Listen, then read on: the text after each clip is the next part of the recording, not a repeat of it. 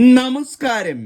Infinite സ്റ്റോറീസിന്റെ പുതിയൊരു അധ്യായത്തിലേക്ക് എല്ലാവർക്കും സ്വാഗതം. നമ്മളെല്ലാവരും 2026 എന്ന പുതുവർഷത്തെ വരവേൽക്കാനുള്ള ഒരുക്കങ്ങളിലാണ്. 2026 പിറക്കാൻ ഇനി ദിവസങ്ങൾ മാത്രമാണ് ബാക്കിയുള്ളത്. ഒരു പുതുവർഷം എന്ന് പറയുമ്പം നമ്മളെല്ലാവരും ചെയ്യുന്ന കാര്യമാണ് പഴയ കലണ്ടർ എടുത്തു മാറ്റി പുതുവർഷത്തിൻ്റെ കലണ്ടർ വീട്ടിൽ സ്ഥാപിക്കുക എന്ന് പറയുന്നത്. ഞാൻ ഈ വാസ്തുവൊക്കെ നോക്കാൻ പോകുന്ന സമയത്ത് കാണുന്ന ഒരു വലിയ തെറ്റുണ്ട്. സംഭവം മറ്റൊന്നുമല്ല, വീട്ടിൽ കലണ്ടർ സ്ഥാനം തെറ്റി സ്ഥാപിച്ചിരിക്കുന്നത്, അല്ലെങ്കിൽ സ്ഥാനം തെറ്റി തൂക്കിയിട്ടിരിക്കുന്നത്. ഇത് വലിയ വാസ്തുദോഷത്തിന് കാരണമാവും കേട്ടോ.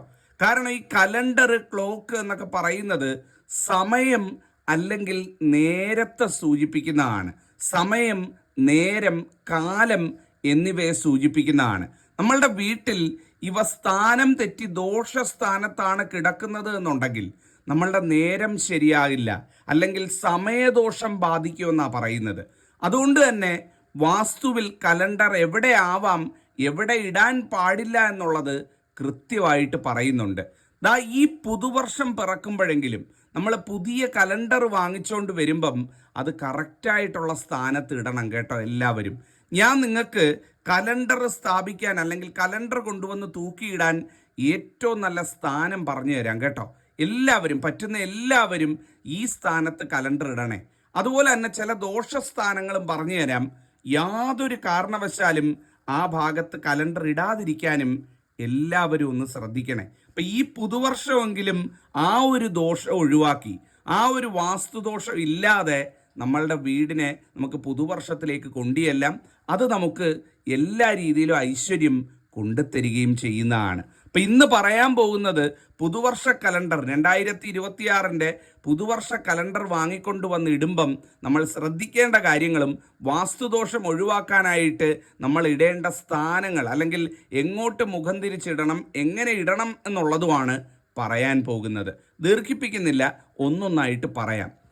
ഒന്നാമത്തെ കാര്യം എല്ലാവരും മനസ്സിലാക്കുക എന്ന് പറയുന്നത്, ഞാൻ പറഞ്ഞല്ലോ, നേരം, കാലം, സമയം എന്നിവയെ പ്രതിദാനം ചെയ്യുന്നതാണ് കലണ്ടർ എന്ന് പറയുന്നത്. അതുകൊണ്ട് തന്നെ കലണ്ടർ ഞാൻ ഈ പറയുന്ന സ്ഥാനങ്ങളിൽ ഇടരുത് എന്നുള്ളതാണ്. ഒന്നാമത്തെ ദോഷസ്ഥാനം എന്ന് പറയുന്നത് ഒരുപാട് വീടുകളിൽ കാണുന്ന ഒരു കാഴ്ചയാണ്, ജനലിന് കുറുകെ കലണ്ടർ ഇട്ടിരിക്കുക എന്ന് പറയുന്നത്. എന്താണ് ജനലിന് കുറുകെ എന്ന് പറയുന്നത്? ജനലിൻ്റെ കട്ടളയിലോ സൈഡിലോ എവിടെങ്കിലും ഒരു ആണി അടിച്ച് സ്ഥലം ലാഭിക്കാനായിട്ട് ജനലിന് കുറുകെ കലണ്ടർ ഇടുക എന്ന് പറയുന്നത്. ഇതിൽ പര ഒരു ദോഷം വരാനില്ല കേട്ടോ. ഇതിൽ പര ഒരു ദോഷം ആ വീട്ടിൽ ഒരിക്കലും സമ്പത്ത് നിൽക്കത്തില്ലെന്നാണ് പറയുന്നത്. എന്നും അനർത്ഥമായിരിക്കും എന്നാണ് പറയുന്നത്. 5 രൂപ വന്നാൽ 10 രൂപയുടെ ചിലവ് വരുമെന്നാണ് പറയുന്നത്. ധനം ഒഴുകിപ്പോകുമെന്നാണ് പറയുന്നത്. ഒരിക്കലും ജനലിന് കുറുകെ, ആ വായു സഞ്ചാരമുള്ള ജനലിന് കുറുകെ കലണ്ടർ ഇടരുത് എന്നുള്ളതാണ്. ഇതാണ് ഒന്നാമത്തെ കാര്യം. അതുപോലെ തന്നെ ഒരുപാട് വീട്ടുകാർ തെറ്റിച്ച് ഈ വാതിലിൻ്റെ പുറകുവശം, അതായത് വാതിലിൻ്റെ പാളിയുടെ പുറകുവശം ഈ ആണി അടിച്ചിട്ട് അതിൽ തൂക്കാറുണ്ട്. ഒരിക്കലും ചെയ്യരുത് കേട്ടോ. ജനലിന് കുറുകെയോ വാതിലിൻ്റെ ആ പാളിയുടെ പുറകുവശത്തോ ഒരിക്കലും ഇത്തരത്തിൽ തൂക്കാൻ പാടില്ല എന്നുള്ളതാണ്. കലണ്ടർ അങ്ങനെ തൂക്കിയിട്ടുണ്ട് എന്നുണ്ടെങ്കിൽ ഇതൊരു അവസരമായിട്ട് കണ്ട് ഈ പുതുവർഷ പുലരിയിലെങ്കിലും അതെടുത്ത് മാറ്റുക, പുതിയ കലണ്ടർ മാറ്റി സ്ഥാപിക്കുക. ഇതാണ് കലണ്ടർ തൂക്കാൻ പാടില്ലാത്ത ഒന്നാമത്തെ കാര്യം, അല്ലെങ്കിൽ ഒന്നാമത്തെ സ്ഥാനം എന്ന് പറയുന്നത്. രണ്ടാമത്തെ കാര്യം എന്ന് പറയുന്നത്, ബാത്റൂമിൻ്റെ പുറം ഭിത്തി ഭാഗത്ത് യാതൊരു കാരണവശാലും കലണ്ടർ തൂക്കരുത് കേട്ടോ. ഒരുപാട് വീടുകളിൽ ഈ തെറ്റ് ചെയ്യുന്ന കാണുന്നുണ്ട്. അതായത് ശ്രദ്ധിക്കേണ്ടതെന്ന് വെച്ചാൽ, ബാത്റൂം, അറ്റാച്ച്ഡ് ബാത്റൂം ഉണ്ട്. അറ്റാച്ച്ഡ് ബാത്റൂമിൻ്റെ ചിലപ്പം ഭിത്തിയായിരിക്കും ഒരു ഭിത്തി ബെഡ്റൂമിലേക്കോ അല്ലെങ്കിൽ മറ്റൊരു മുറിയിലേക്കോ ഭിത്തി ഷെയർ ചെയ്യുന്നത് എന്ന് പറയുന്നത്. ആ ഭിത്തിയിൽ യാതൊരു കാരണവശാലും കലണ്ടർ തൂക്കാൻ പാടില്ല. അങ്ങനെ ആരെങ്കിലും അവിടെ ആണി അടിച്ച് തൂക്കിയിട്ടുണ്ട് എന്നുണ്ടെങ്കിൽ അത് മാറ്റുക, അത് ദോഷസ്ഥാനമാണ് എന്നുള്ളതാണ്. മൂന്നാമത്തെ കാര്യം എന്ന് പറയുന്നത്, ഞാൻ ഈ പറയാൻ പോകുന്ന 2 ദിശയിലേക്ക് മുഖം തിരിഞ്ഞ് കലണ്ടർ ഇട്ടേക്കാൻ പാടില്ല എന്നുള്ളതാണ് ഏറ്റവും ദോഷമായിട്ടുള്ള കാര്യം കേട്ടോ. ഒരിക്കലും പടിഞ്ഞാറോട്ട് മുഖം തിരിഞ്ഞ്, അതായത് കലണ്ടറിൻ്റെ മുഖം പടിഞ്ഞാറോട്ട് വരുന്ന രീതിയിൽ, ഈ കലണ്ടറിൻ്റെ ദർശനം പടിഞ്ഞാറോട്ട് വരുന്ന രീതിയിൽ ഇടരുത്. അതുപോലെ കലണ്ടറിൻ്റെ ദർശനം ഈ തെക്ക് ദിശയിലേക്ക് വരുന്ന രീതിയിലും കലണ്ടർ ഇടരുത്. മുഖം ദർശനം എന്ന് പറയുന്നത് നിങ്ങൾക്ക് മനസ്സിലാവുന്നുണ്ടല്ലോ അല്ലേ? അതായത് നമ്മൾ കലണ്ടർ കിഴക്കേ ഭിത്തിയിൽ തൂക്കി പടിഞ്ഞാറോട്ട് മുഖം തിരിഞ്ഞ് കലണ്ടർ കിടക്കുക. അപ്പം കലണ്ടർ പടിഞ്ഞാറോട്ട് നോക്കിയാണ് കിടക്കുന്നത്. അല്ലെങ്കിൽ വടക്കേ ഭിത്തിയിൽ തൂക്കി കലണ്ടർ തെക്കോട്ട് ദർശനമായിട്ട് കിടക്കുക. അങ്ങനെ ഇടാൻ പാടില്ല കേട്ടോ. ഏത് മുറിയിലാണ് എന്നുണ്ടെങ്കിലും അത്തരത്തിൽ തെക്കോട്ട് മുഖം തിരിഞ്ഞും പടിഞ്ഞാറോട്ട് മുഖം തിരിഞ്ഞും കലണ്ടർ വരരുത് എന്നുള്ളതാണ്. ഈ തെക്ക് ദിക്ക് എന്ന് പറയുന്നത് യമദിക്കാണ്. യമമുഖമായിട്ട് വരും കലണ്ടർ അന്നേരം. ആ വീട്ടിൽ എന്നും ദുരിതങ്ങളും ആരോഗ്യ പ്രശ്നങ്ങളും അനർത്ഥങ്ങളും ആയുരാരോഗ്യ പ്രശ്നങ്ങളും ഒക്കെ വരാൻ സാധ്യതയുണ്ട് എന്നുള്ളതാണ്. അപ്പം കലണ്ടർ ഇടുമ്പം കലണ്ടറിൻ്റെ മുഖം തെക്കോട്ട് വരികയാണ്, വടക്കേ ഭിത്തിയിലിട്ട് തെക്കോട്ട് മുഖം തിരിച്ചിട്ടിരിക്കുകയാണ് എന്നുണ്ടെങ്കിൽ അത് ദോഷമാണെന്ന് മനസ്സിലാക്കുക. അത്തരത്തിലുണ്ടെങ്കിൽ മാറ്റുക. പടിഞ്ഞാറെന്ന് പറയുന്ന അസ്തമയമാണ്. അസ്തമയ ദിക്കിലേക്ക്, അസ്തമയത്തിലേക്ക്, അതായത് എല്ലാം താഴ്ന്നു പോകുന്ന, അസ്തമിച്ചു പോകുന്ന ഒരവസ്ഥയിലേക്ക് വീട് പോകുമെന്നാണ് പറയുന്നത്. അപ്പം അസ്തമയ ദിക്കിലേക്കും കലണ്ടർ ഇടാതിരിക്കുക.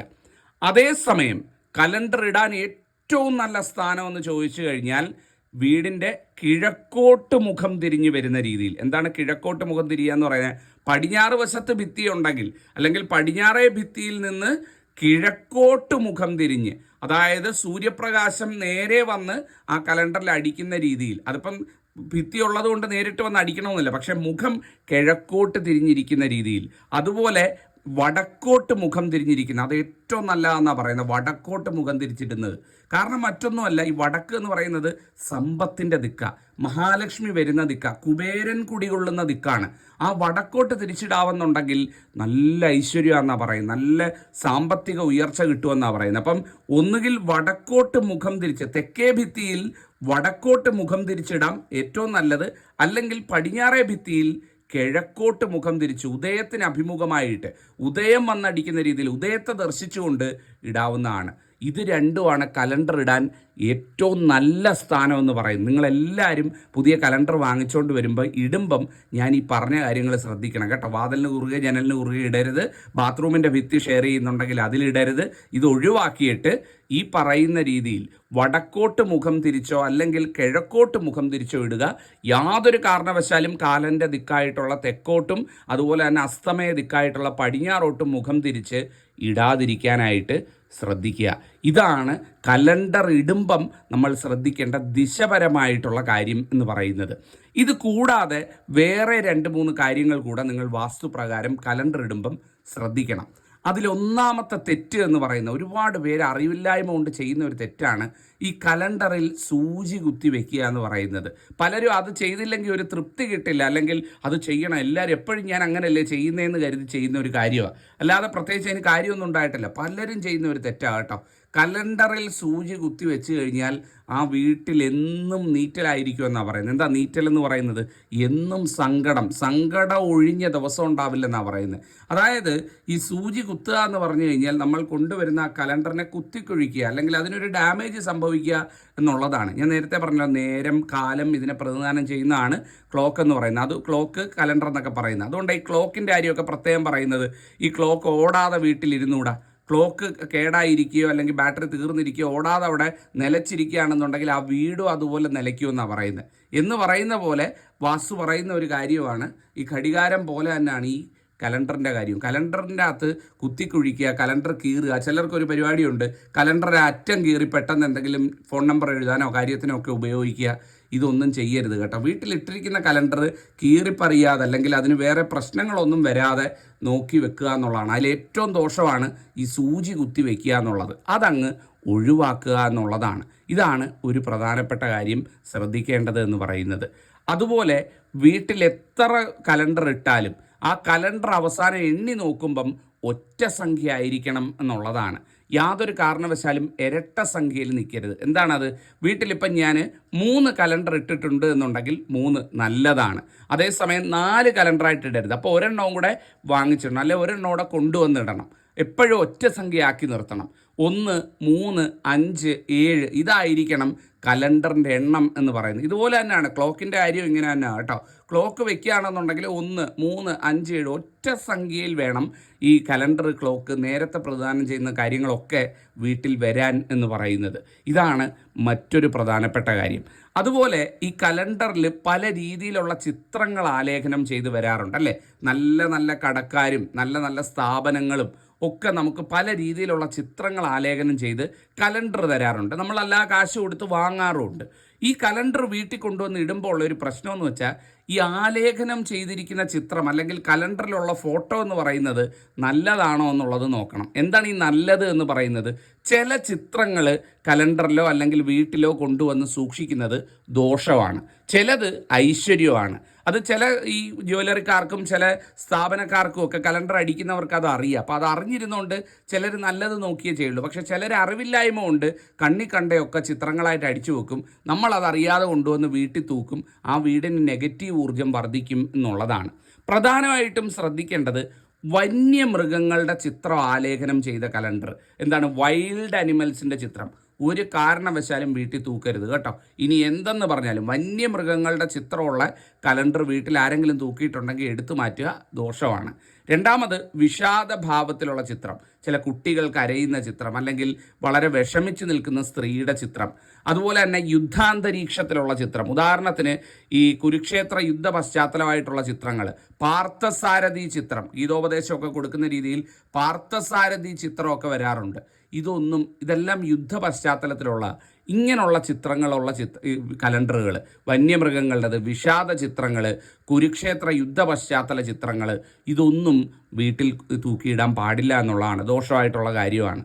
അതുപോലെ ചില കലണ്ടറുകളിൽ നമുക്ക് കാണാൻ സാധിക്കും നല്ല ഉദയ സൂര്യനെ കാണാൻ സാധിക്കും.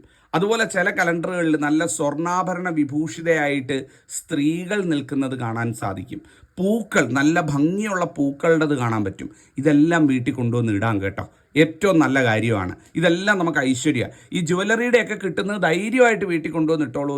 ഈ സ്വർണ്ണാഭരണങ്ങളുടെയും സ്വർണ്ണാഭരണ വിഭൂഷിതയായ സ്ത്രീയുടെയും ഒക്കെ കിട്ടുകയാണ്, കല്യാണപ്പെണ്ണിൻ്റെ പടം ഉള്ളതും ഒക്കെ കിട്ടുകയാണെന്നുണ്ടെങ്കിൽ അത് വീട്ടിൽ കൊണ്ടുവന്ന് ഇടുന്നതിൽ ഒരു തെറ്റുമില്ല. അത് ഇടുമ്പം വടക്കോട്ട് ദർശനമായിട്ട് കൂടെ ഇടാമെന്നുണ്ടെങ്കിൽ ഗംഭീരമാണ്. കാര്യം വടക്ക് ഈ സമ്പത്തിൻ്റെയും സ്വർണത്തിൻ്റെയും ധനത്തിൻ്റെ എല്ലാം ദിക്കാണ്. അപ്പോൾ ആ ഒരു ദിക്കിലേക്ക് ഫേസ് ചെയ്ത് വടക്കോട്ട് മുഖം തിരിച്ചിടാമെന്നുണ്ടെങ്കിൽ ഈ സ്വർണ്ണക്കടയുടെ കലണ്ടർ ഇടാൻ ഏറ്റവും ഗംഭീരമാണ് എന്നുള്ളതാണ്. നല്ല പൂക്കളുടെ ഉണ്ട് എന്നുണ്ടെങ്കിൽ സൂര്യോദയത്തിൻ്റെയൊക്കെ ചിത്രം, മലകൾക്കിടയിൽ നിന്ന് സൂര്യൻ ഉദിച്ചു വരുന്ന ചിത്രമൊക്കെ ഉണ്ടെങ്കിൽ കിഴക്കോട്ട് ഉദയ ദിക്കിലേക്ക്, പൂക്കളുടെതൊക്കെ ഉദയ ദിക്കിലേക്ക് ദർശനമായിട്ട് ഇട്ട് നോക്കൂ, നല്ല ഗംഭീര ഫലങ്ങളായിരിക്കും കിട്ടുന്നത് എന്ന് പറയുന്നത്. ജലാശയം, നല്ല സീനറികൾ, സൂര്യോദയം, പൂക്കൾ വിരിയുന്നത്, വിരിഞ്ഞു നിൽക്കുന്ന നല്ല ഭംഗിയുള്ള പൂക്കൾ, സ്വർണ്ണാഭരണങ്ങൾ, സ്വർണ്ണാഭരണ വിഭൂഷിതയായ സ്ത്രീ, ഇതൊക്കെ നമുക്ക് കലണ്ടറിൽ ഇടാവുന്നതാണ്. അതേസമയം വന്യമൃഗങ്ങളുടേത്, വിഷാദ ചിത്രങ്ങൾ, കുരുക്ഷേത്ര പശ്ചാത്തലം, യുദ്ധ പശ്ചാത്തലം, ഇതൊന്നും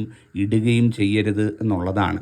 അതുപോലെ വളരെ പ്രധാനപ്പെട്ട ഒരു കാര്യമാണ് ദൈവങ്ങളുടെ ചിത്രം ആലേഖനം ചെയ്ത കലണ്ടർ വരാറുണ്ട്, കാണാറുണ്ടല്ലോ അല്ലേ. ദൈവങ്ങളുടെ പടം അച്ചടിച്ചത്, ഇത് കൊണ്ടുവന്ന് വീട്ടിൽ ഇട്ടോളൂ, ഇടുന്നതിൽ പ്രശ്നമില്ല. പക്ഷേ നേരത്തെ പറഞ്ഞ സ്ഥാനങ്ങൾ നോക്കിയിടണം. ബെഡ്റൂമിൽ ഇത്തരത്തിലുള്ള കലണ്ടർ കൊണ്ടുവന്ന് ഇടരുത് കേട്ടോ. ദൈവങ്ങളുടെയാണ്, എനിക്ക് എപ്പോഴും കിടക്കുമ്പോഴും കണ്ടുകൊണ്ടിരിക്കാമല്ലോ എന്ന് കരുതി ചില അമ്മമാരെങ്കിലും ഈ തെറ്റ് ചെയ്യുന്നുണ്ട്. ഒരിക്കലും ചെയ്യരുത് കേട്ടോ. ഈശ്വരന്മാരെ നമ്മൾ കൊണ്ടുവന്ന് ബെഡ്റൂമിൽ അത്തരത്തിൽ കലണ്ടറായിട്ടോ ഫോട്ടോ ആയിട്ടോ ഒന്നും വെക്കാൻ പാടില്ല. അത് നിങ്ങൾ ഹാളിലോ അവിടെ എവിടെ വേണമെന്നുണ്ടെങ്കിൽ അത് ആ കലണ്ടർ ഇട്ടുകൊള്ളൂ. അത് ഇടുമ്പം ദിക്ക് മാത്രം ശ്രദ്ധിച്ചിടുക. നേരത്തെ പറഞ്ഞ 2 ദിക്കുകളിൽ ഇടരുത്, ഏറ്റവും ശുഭമായിട്ടുള്ള 2 ദിക്കുകളിൽ ഇടുക എന്നുള്ളതാണ്. ആ ഒരു കാര്യവും കൂടെ എല്ലാവരും ശ്രദ്ധിക്കണം എന്നുള്ളതാണ്. അതുപോലെ ഈ പുതിയ കലണ്ടർ കൊണ്ടുവന്നിടുമ്പം കഴിയുന്നതും ആദ്യത്തെ 2 മാസത്തിനകത്തെങ്കിലും പഴയ കലണ്ടർ എടുത്ത് മാറ്റുക. ഈ പഴയ കലണ്ടർ, പഴയ ചൂല്, ഈ ഓടാതായ കേടുവന്ന ക്ലോക്ക്, ഇതൊക്കെ നമ്മളുടെ വീട്ടിൽ അത്തരത്തിൽ തന്നെ വീണ്ടും വീണ്ടും വെച്ചിരിക്കുന്നത് നെഗറ്റിവിറ്റിയാണ്. അത് നമ്മളുടെ വീട്ടിലേക്ക് ദുരിതങ്ങൾ കൊണ്ടുവരികയുള്ളൂ എന്നുള്ളതാണ്. അപ്പോൾ ഈ ഒരു കാര്യവും കൂടെ എല്ലാവരും ശ്രദ്ധിക്കുക. അപ്പം ഞാനിപ്പോൾ ഏകദേശം ഒരു 7-8 കാര്യങ്ങൾ ഇവിടെ പറഞ്ഞു കലണ്ടർ തൂക്കുന്നതുമായിട്ട് ബന്ധപ്പെട്ട്. ഈ പുതുവർഷത്തെ 2026 വരവേൽക്കുമ്പോഴെങ്കിലും ദോഷങ്ങളില്ലാതിരിക്കട്ടെ, വാസ്തുദോഷങ്ങളില്ലാതെ ഒരു പടി മുകളിലെങ്കിലും വീട് ഐശ്വര്യത്തിലേക്ക് പോകട്ടെ, അതിനുവേണ്ടിയാണ് ഇത് പറഞ്ഞത്. എല്ലാവരും ശ്രദ്ധിക്കുമെന്ന് കരുതുന്നു. നന്നായി വരട്ടെ. ഇത് പറഞ്ഞുകൊണ്ട് അധ്യായം അവസാനിപ്പിക്കുന്നു. എൻ്റെ അമ്മ മഹാലക്ഷ്മി അനുഗ്രഹിക്കട്ടെ. നന്ദി, നമസ്കാരം.